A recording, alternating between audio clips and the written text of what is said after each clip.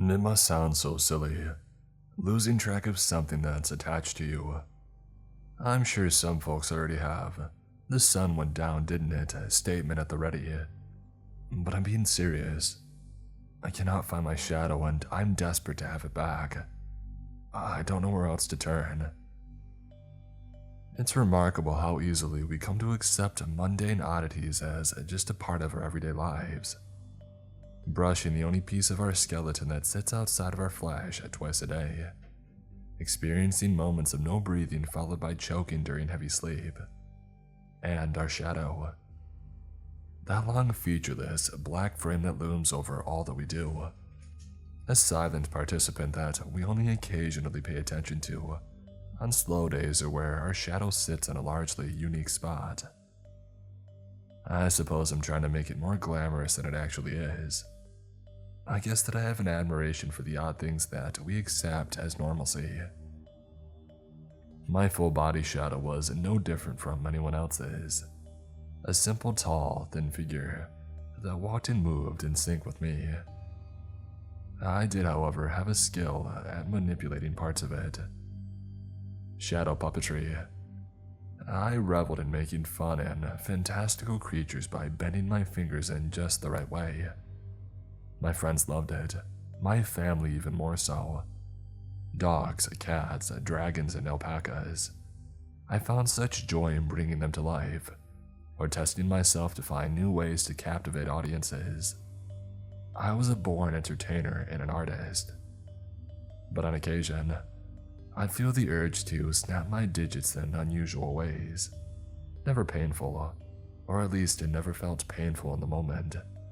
But it sure as heck looked it to anyone privy to the show, I'm sure.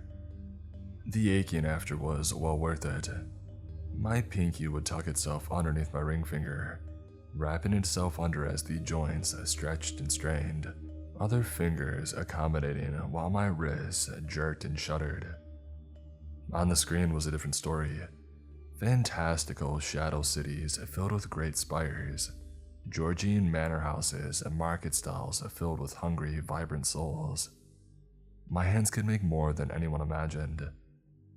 Eventually, the shows grew from the backyards and school talent shows to being booked in Sturgeon's Grand Hall, opening for the fabulous decolletés, a trope of gymnasts, Fanta Black manipulators, and nightmare catchers. My act would involve using my fingers and toes, a bright spotlight, and a lot of improvising. People would flock to anywhere my name was on the marquee in hopes of visiting the Umbra Citadel, seeing the ongoings of the town and its strange inhabitants. In time, the shadows would take on their own life, though I would never tell my audiences such a thing.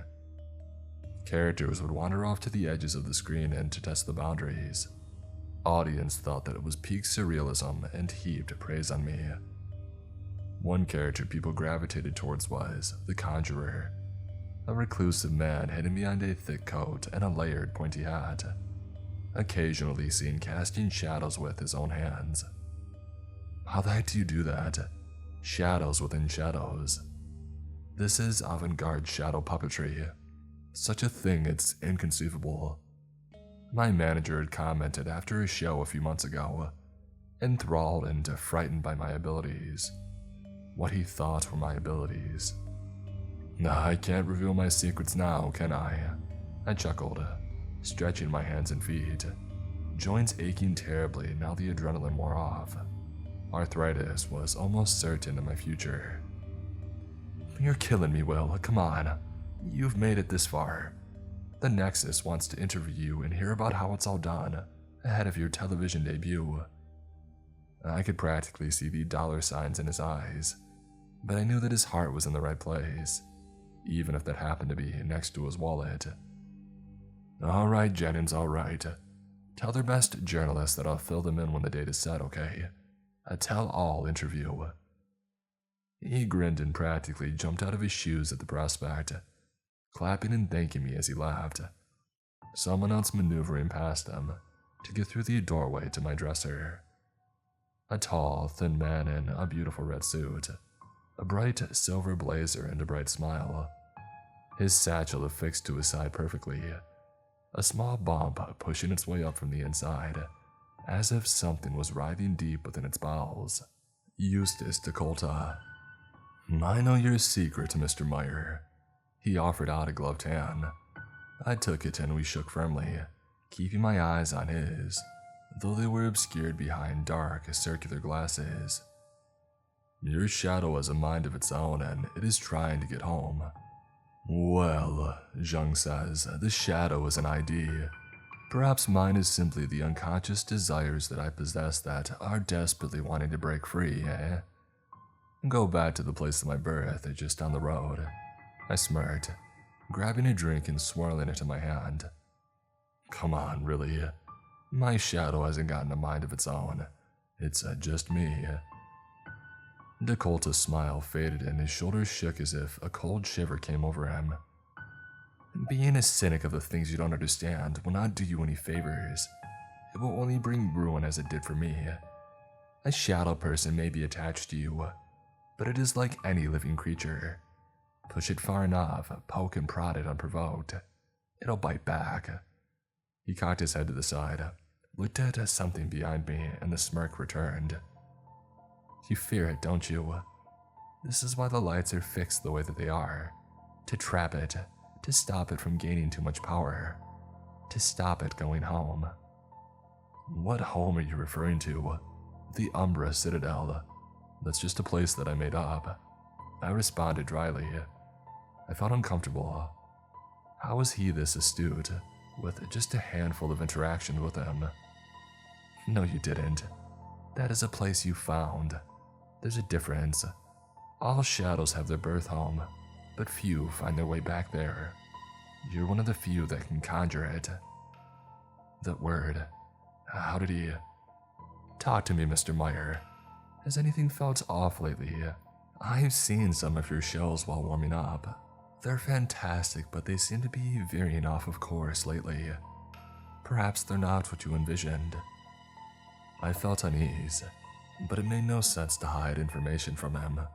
Look, I don't know about any kind of shadow person or whatever, but I'll admit that my shows have gotten out of hand, no pun intended. There are things going on in it that I'm not in full control of. Sometimes it feels like it's getting away from me. I know there are places in the Umbra Citadel that I haven't shown the crowd yet, that I don't want to show. I shook my head, downing my stiff drink. But that's just fatigue talking. I've been at this for 20 freaking years and I'm in control. If that ever changes, I'll be sure to call you. Thank you, Eustis, but I need to rest now. I stood up and gestured for him to leave.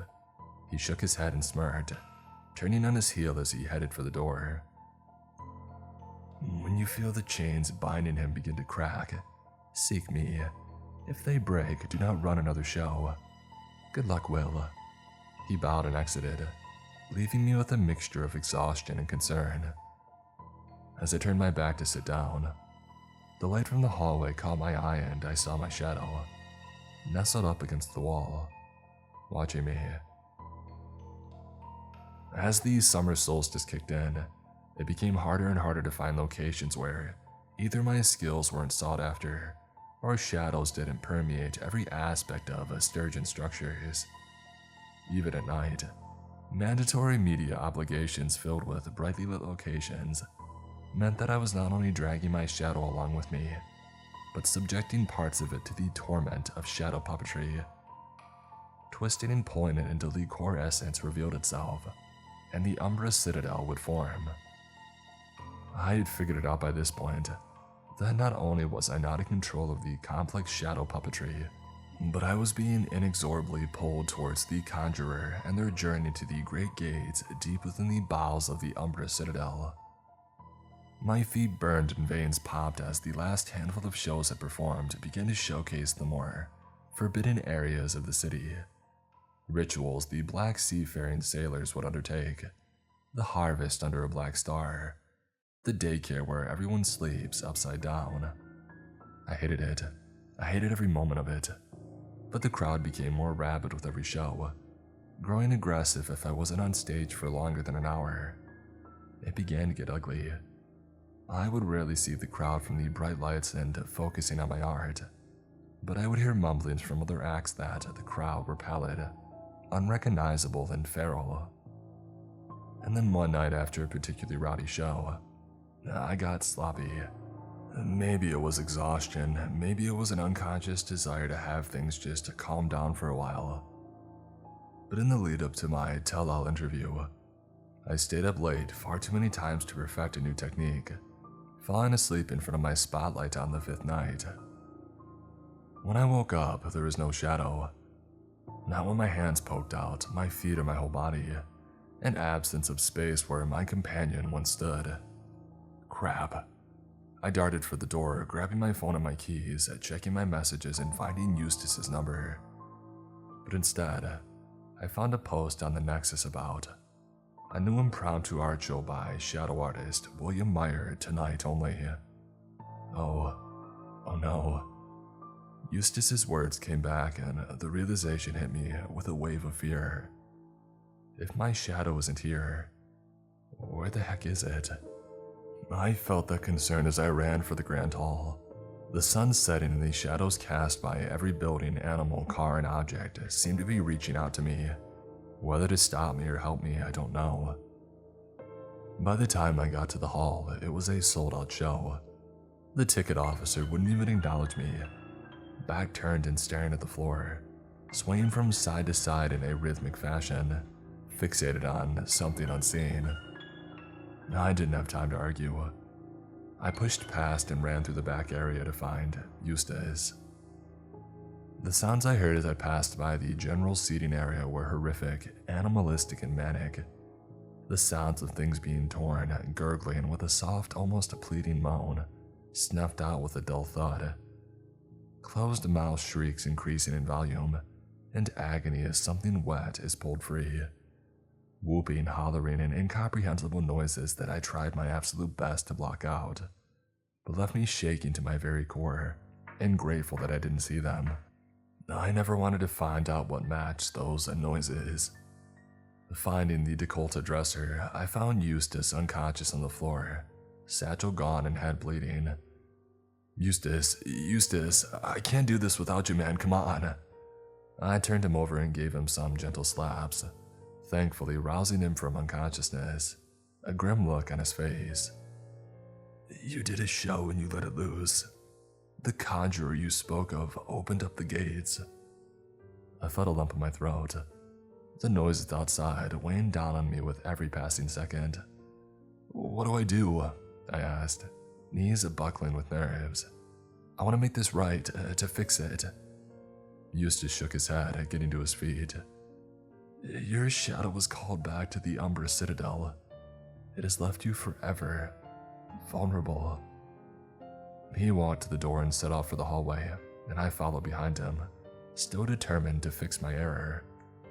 Vulnerable? Why? Eustis, please tell me we can fix this. I pulled on his shoulder, but he had brushed me off, walking silently down the hall until we got to the stage door. You're vulnerable because without a shadow, without your shadow, your soul is up for grabs. No barrier, no protector. Anything sees you as fair game now. Anything. He shook his head and turned around, taking off the glasses and showcasing a scar running the length of one eye, a gray pupil staring back at me. You can't fix everything. You have your own mistakes. Get a new shadow well. Ask for one or steal one if you have to, but your journey stops here. He opened the door and we stepped out onto the stage, the screen no longer running and not a soul in the audience. The smell of iron mixed with a miasma of foul odors hitting my nostrils and bringing me to my knees. As my perspective shifted, I saw what lay in every seat of the audience area. Shadows. An entire hall full of them silently sat there watching. Eustis flipped a light switch and they were gone in an instant. He mentioned something about trying to reclaim the lost people eventually, but that it would take time. Said he had a tournament to appear in first. As for me, I kept a low profile and refused any and all interviews. Told them that I was sick and mentally exhausted, unwilling to answer any scrutinizing questions or condemnations of what happened to these people. And to my horror, that was not why most were inquiring. Instead, they were eager, almost too eager for another show, demanding in no small terms that I run it again and open the doors to the Umbra Citadel, stating that every night their shadows stood over them and demanded it silently. Some, however, asked in an almost mocking tone, "Where's your shadow now? Do you feel safe?" I hear odd noises outside during the waning hours, things calling me in an almost singing tone to come outside. They don't say it, but I know that's what they mean. Every food delivery I get is handled with minimal physical contact. I tell the driver to leave the food on the doorstep and I snatch it when they're gone. Last week, I caught him watching me from the bushes. He stood up slowly as he spotted me, his shoulders hunching over and something pushing up through his uniform. I slammed the door before I saw any more and switched food companies. Maybe they're not everywhere. I've given up on sleeping for long. Now I just dream of the Umbra Citadel. In shadow, I walk along the cobbled streets and to the lair of the conjurer. He asks me questions without speaking, talks about the lost shadows, and he pleads for me to come home. I need to get back, and I need to go there. I need to be able to sleep at night. I'm begging someone, anyone, to tell me that they too lost track of their shadow, that I'm not the only one who's feeling this suffocating sense of paranoia, this unquenchable desire to find a shadow shaped like a door, leap into it, and find a way into the Citadel to make this right. Or better yet, for someone to pop up who found their shadow again, to find it standing behind them dutifully and mimicking their every move just like normal. Because in the fleeting moments when I'm asleep, when my guard is down and the light hits the wall just right, an unfamiliar shadow stands over my bed. It cranes its neck to loom over and stares directly at me. If it had a mouth, I swear that it would scream. It is not my shadow. It is not anyone's shadow. It is letting me know that it is there, waiting, and it is hungry.